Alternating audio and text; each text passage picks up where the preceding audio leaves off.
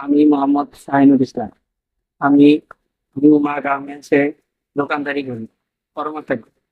গত 27 তারিখ শনিবার আমি বেতন নিয়ে বাড়ি ফেরার পথে কিছু দুর্বৃত্তরা আমাকে আলিমিন্দরের পিছনে নিয়ে আমাকে অতর্কিতভাবে হামলা করে এবং আমার কাছে নগদ 10,000 টাকা ছিল, তা লুট করে নিয়ে যায় এবং আমাকে মেরে আমাকে ওইখানে ফেলে রেখে চলে যায়। এবং আমার কিছু লোক সংখ্যা এসে আমাকে তারা উদ্ধার করে এবং হাসপাতালে নিয়ে যায়। আমাকে তারা সাময়িক সময়ের জন্য চিকিৎসা দেয়। হত্যাকারীর মধ্যে 4 জন ছিল। 4 জনের মধ্যে আমি একজনকে উল্লেখ করতে পেরেছি এবং কি চিনতে পেরেছি।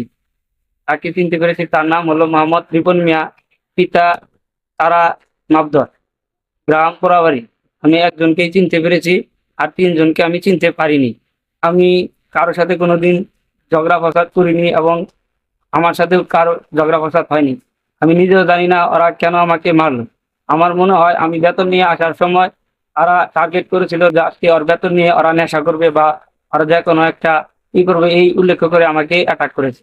আমি কোনো কিছুই জানি না, এর কোনো কোনো কিছুই জানি না যে এরা আমাকে কেন হামলা করলো। আমি থানায় গিয়েছিলাম, থানাতে গিয়ে একটি সাধারণ ডায়েরি করেছি এবং হাসপাতালে গিয়ে 2 দিন হাসপাতালে ছিলাম।